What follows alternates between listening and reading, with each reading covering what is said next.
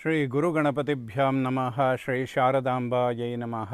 ಎಲ್ಲ ನನ್ನ ಆತ್ಮೀಯ ವೀಕ್ಷಕ ಬಂಧುಗಳಿಗೆ ನಮಸ್ಕಾರ. ವೀಕ್ಷಕರೇ, ಶ್ರೀ ವಿಶ್ವಾವಸು ನಾಮ ಸಂವತ್ಸರ ಉತ್ತರಾಯಣ ಶಿಶಿರ ಋತು ಮಾಘ ಮಾಸ ಫೆಬ್ರವರಿ ತಿಂಗಳ ಮಾಸ ಭವಿಷ್ಯಗಳನ್ನು ತಿಳ್ಕೊಳ್ಳೋಣ. ಫೆಬ್ರವರಿ 15ನೇ ತಾರೀಕು ಬಹಳ ವಿಶೇಷ. ಮಹಾಶಿವರಾತ್ರಿ, ಶನೈಶ್ಚರ ಜಯಂತಿ ಎರಡೂ ಕೂಡ ಒಂದೇ ದಿವಸ ಬಂದಿದೆ. ಈಶ್ವರನ ಆರಾಧನೆ ಮಾಡುವಂಥದ್ದು ಎಲ್ಲ ನವಗ್ರಹಗಳ ಒಂದು ಕೃಪೆಗೆ ಪಾತ್ರರಾಗೋದಕ್ಕೆ ಅತ್ಯಂತ ಅವಶ್ಯಕವಾಗಿರುತ್ತೆ. ಆಯುರ್ಭಾವವನ್ನು ಕೊಡುವಂತಹ ಗ್ರಹ ಅಂತ ಹೇಳ್ತೇವೆ ಶನಿ ಮಹಾತ್ಮನನ್ನು. ಶನೈಶ್ಚರ ಈಶ್ವರ ಸಂಭೂತನಾಗಿ ಶನಿಯನ್ನು ತಂಪು ಮಾಡಿಕೊಳ್ಳೋದಕ್ಕೆ ಈಶ್ವರನ ಆರಾಧನೆ ಅತ್ಯಂತ ಅವಶ್ಯಕ. ಯಾವ ಯಾವ ರಾಶಿಯವರಿಗೆ ಸಾಡೆ ಸಾತಿ ನಡೀತಾ ಇದೆ, ಅರ್ಧಾಷ್ಟಮ ಶನಿ, ಅಷ್ಟಮ ಶನಿ, ಪಂಚಮ ಶನಿ, ಈ ರೀತಿಯಾದಂತಹ ಶನಿ ಸಂಬಂಧವಾದ ದೋಷಗಳಿಗೆ ಈಶ್ವರನ ಆರಾಧನೆ ಒಂದೇ ಒಂದು ಉತ್ತಮ ಫಲಗಳನ್ನು ಕೊಡೋದಕ್ಕೆ ಸಾಧ್ಯ. ದೈವಕೃಪೆಗೆ ಪಾತ್ರರಾಗಿ ಗೋಚಾರದಲ್ಲಿ ಬರುವಂತಹ ಈ ಶನಿ ಸಂಬಂಧವಾದ ದೋಷಗಳಿಂದ ಧನಹಾನಿಯಾಗುವಂಥದ್ದು, ಕುಟುಂಬದಲ್ಲಿ ಕಲಹಗಳುಂಟಾಗುವಂಥದ್ದು, ಸಾಲಬಾಧೆಗಳು ಉಂಟಾಗುವಂಥದ್ದು, ಆರೋಗ್ಯದ ವ್ಯತ್ಯಾಸಗಳು, ಈ ರೀತಿಯಾಗಿ ಒಂದು ದೊಡ್ಡ ಪ್ರಮಾಣದ ಸಮಸ್ಯೆಗಳು ಏನಿಲ್ಲ ಶನಿ ಮಹಾತ್ಮನಿಂದ ಉಂಟಾಗೋದಕ್ಕೆ ಕಾರಣಗಳಿರುತ್ತೆ. ಅದಕ್ಕೆಲ್ಲ ಪೂರ್ಣ ಪ್ರಮಾಣದಲ್ಲಿ ಪರಿಹಾರಗಳನ್ನು ಈಶ್ವರನ ಮತ್ತು ಆಂಜನೇಯ ಜೊತೆಗೆ ಶನಿ ಮಹಾತ್ಮನ ಆರಾಧನೆ ಮಾಡುವಂಥದ್ದು ತುಂಬ ಒಳ್ಳೆಯ ಪರಿಹಾರಗಳನ್ನು ಕೊಡುತ್ತೆ. ಒಂದು 50-60% ಸಮಸ್ಯೆಗಳ ಪರಿಹಾರಕ್ಕೆ ಇದು ಅತ್ಯಂತ ಅವಶ್ಯಕವಾಗಿರುತ್ತೆ. ಸೊ ಈ ಫೆಬ್ರವರಿ ತಿಂಗಳಲ್ಲಿ ಬದಲಾಗುವ ಗ್ರಹಗಳು ಯಾರ್ಯಾರು ಅಂತ ನೋಡೋದಾದರೆ, 3ನೇ ತಾರೀಕು ಬುಧ ಕುಂಭರಾಶಿಗೆ ಬಂದರೆ 5ನೇ ತಾರೀಕು ಶುಕ್ರ ಕುಂಭರಾಶಿಗೆ ಬರ್ತಾನೆ. 13ನೇ ತಾರೀಕು ಸೂರ್ಯನು ಕೂಡ ಕುಂಭರಾಶಿಗೆ ಬರ್ತಾನೆ.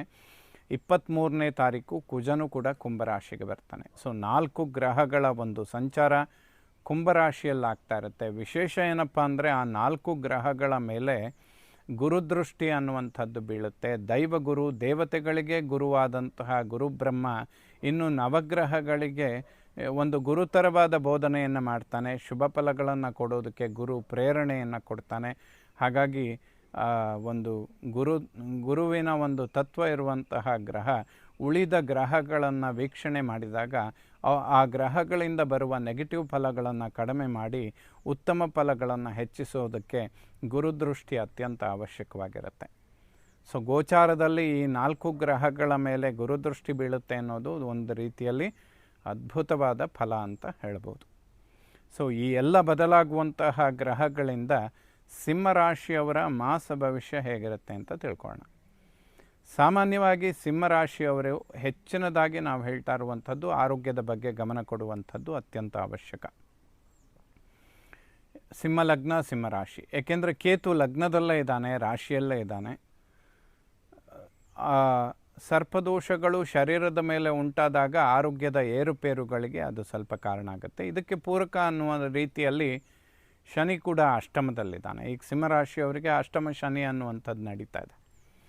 ಇವೆಲ್ಲದರ ನಡುವೆ ಗುರುಬಲ ಅನ್ನುವಂಥದ್ದು ತುಂಬ ಉತ್ತಮ ಸ್ಥಿತಿಯಲ್ಲಿದೆ. ಗುರುಬಲ ಇದ್ದಾಗ ಏನಾಗುತ್ತೆ, ಒಂದು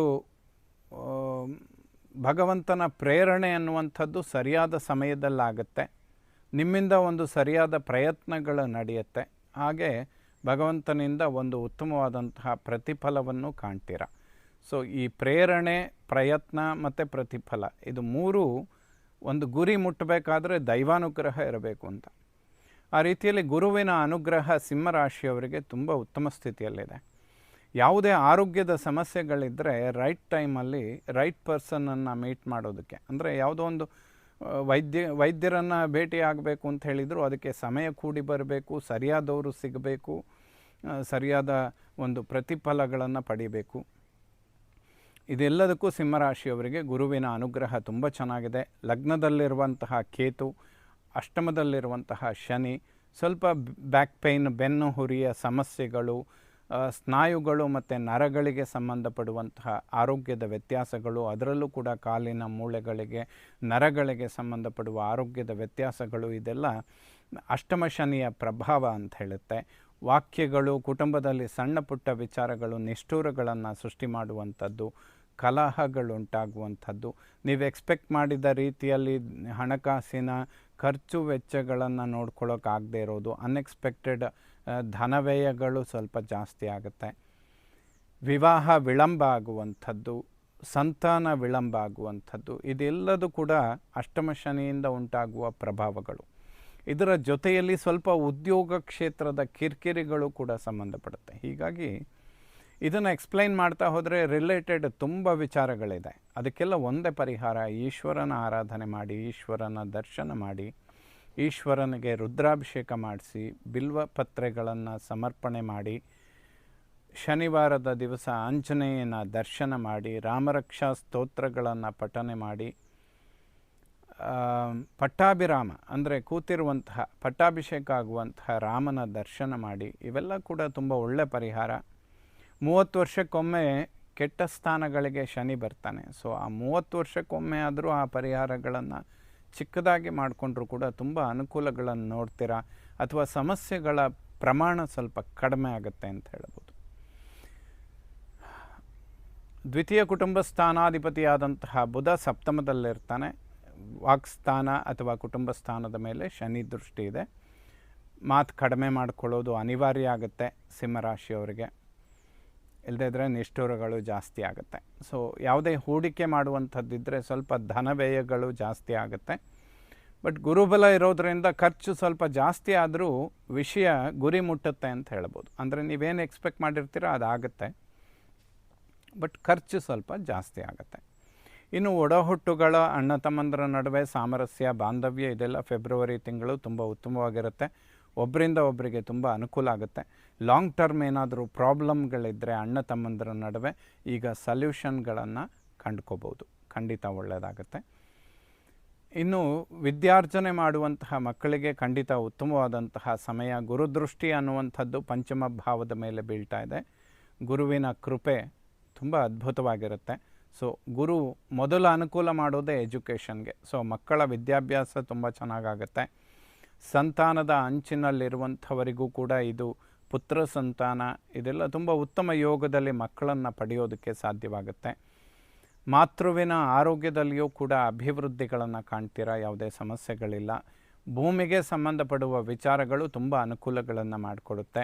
ಫೆಬ್ರವರಿ 23ರ ಒಳಗಡೆ ಸಿಂಹರಾಶಿಯವರು ಯಾವುದಾದ್ರೂ ಪ್ರಾಪರ್ಟಿ ಖರೀದಿ ಮಾಡುವಂಥದ್ದು, ಹೊಸ ಮನೆ ಕಟ್ಟುವಂತಹ ವಿಚಾರಗಳಿದ್ದರೆ, ವಾಹನ ಖರೀದಿ ಮಾಡುವಂತಹ ವಿಚಾರಗಳಿದ್ದರೆ ಖಂಡಿತ ಮುಂದುವರಿಸ್ಬೋದು, ಒಳ್ಳೆಯದಾಗುತ್ತೆ. ಇದರಿಂದ ತುಂಬ ಅಭಿವೃದ್ಧಿಗಳನ್ನು ಎಕ್ಸ್ಪೆಕ್ಟ್ ಮಾಡ್ಬೋದು.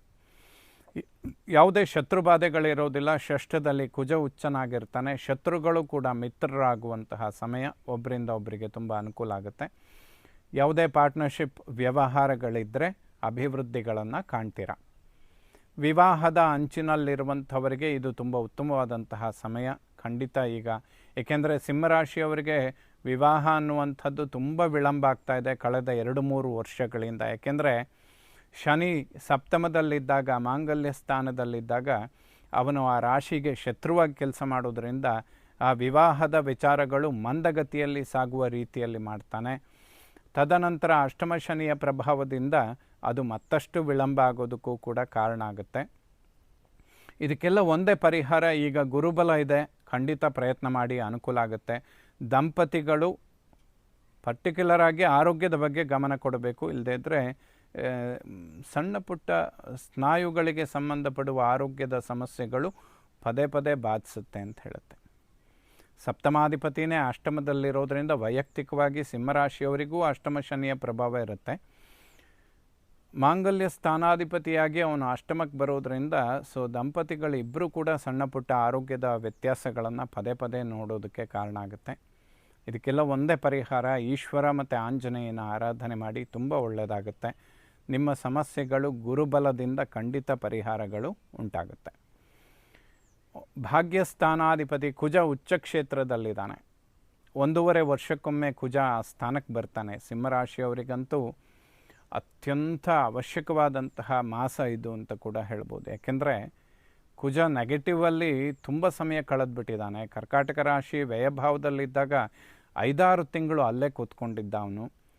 ಸೊ ಅದು ಸಿಂಹರಾಶಿಯವರಿಗೆ ತುಂಬ ಕಿರಿಕಿರಿಗಳನ್ನು ಕೊಟ್ಟಿರ್ತಾನೆ. ಈಗ ಅವನು ಅದನ್ನೆಲ್ಲ ಸರಿ ಮಾಡುವ ಸಮಯ ಇದಾಗಿರುತ್ತೆ. ಕುಜ ಉಚ್ಚ ಕ್ಷೇತ್ರದಲ್ಲಿದ್ದಾನೆ.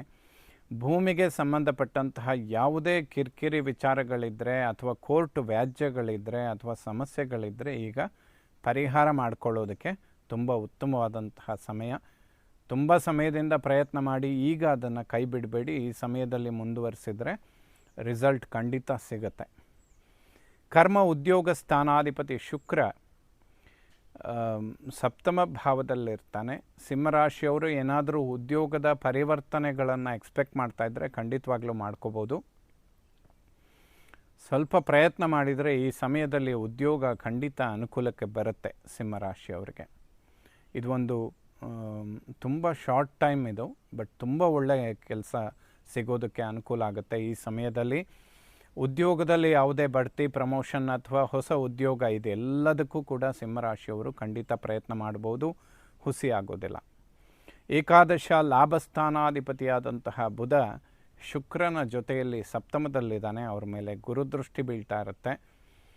ಯಾವುದೇ ಇನ್ವೆಸ್ಟ್ಮೆಂಟ್ಗಳು, ಹೂಡಿಕೆ ಇಂಥದ್ದನ್ನು ಮಾಡೋದಕ್ಕೆ ಗುರುಬಲ ಇರುವ ಸಮಯಗಳು ತುಂಬ ಅನುಕೂಲ ಮಾಡಿಕೊಡುತ್ತೆ. ಆಲ್ಮೋಸ್ಟ್ ಈ ವರ್ಷದ ಜೂನ್ 5 ತನಕ ಸಿಂಹರಾಶಿಯವರಿಗೆ ಗುರುಬಲ ಇದೆ. ಪ್ರಾರಂಭದಿಂದ ಹೇಳ್ತಾ ಇರುವಂಥದ್ದು ಸ್ವಲ್ಪ ಆರೋಗ್ಯದ ಬಗ್ಗೆ ಗಮನ ಕೊಡಿ ಅಷ್ಟೇ, ಬೇರೆ ಯಾವುದೇ ಸಮಸ್ಯೆಗಳಿಗೆ ಅವಕಾಶ ಇಲ್ಲ. ಸಿಂಹರಾಶಿಯವರು ಬಹಳಷ್ಟು ಅನುಕೂಲಗಳನ್ನು ಕಾಣ್ತೀರ. ಸೊ ಓವರಾಲ್ ಹೇಳೋದಾದರೆ ಸಿಂಹರಾಶಿಯವರಿಗೆ ಫೆಬ್ರವರಿ ತಿಂಗಳು ತುಂಬ ಅನುಕೂಲಗಳನ್ನು ಮಾಡಿಕೊಡುತ್ತೆ. ಸ್ವಲ್ಪ ಆರೋಗ್ಯವನ್ನು ಇನ್ನೊಂದು 2-3 ತಿಂಗಳು ಗಮನ ಕೊಡಿ. ಅದಕ್ಕೆ ಒಂದೆರಡು ಪರಿಹಾರಗಳು ತುಂಬ ಅವಶ್ಯಕವಾಗಿದೆ. ಒಂದು, ಈಶ್ವರನ ಆರಾಧನೆ ಮಾಡಿ. ಇನ್ನೊಂದು, ಲಕ್ಷ್ಮೀ ನರಸಿಂಹನ ದರ್ಶನ ಮಾಡಿ. ಫೆಬ್ರವರಿ 23 ನಂತರದಿಂದ ಒಂದು ತಿಂಗಳಲ್ಲಿ 1-2 ಬಾರಿಯಾದರೂ ಲಕ್ಷ್ಮೀ ನರಸಿಂಹನಿಗೆ ಪಂಚಾಮೃತ ಅಭಿಷೇಕ ಇಂತಹ ಸೇವೆಗಳನ್ನು ಮಾಡಿದರೆ ತುಂಬ ಒಳ್ಳೆಯದಾಗುತ್ತೆ. ಸೊ ಎಲ್ಲ ನವಗ್ರಹಗಳು ಕೂಡ ಫೆಬ್ರವರಿ ತಿಂಗಳಲ್ಲಿ ಸಿಂಹರಾಶಿಯವರಿಗೆ ಶುಭ ಫಲಗಳನ್ನೇ ಕೊಡಲಿ. ಶ್ರೀ ಶಾರದಾ ಪರಮೇಶ್ವರಿಯ ಸಂಪೂರ್ಣ ಅನುಗ್ರಹ ಎಲ್ಲ ನನ್ನ ವೀಕ್ಷಕ ಬಂಧುಗಳ ಮೇಲಿರಲಿ. ಶುಭವಾಗಲಿ ವೀಕ್ಷಕರು.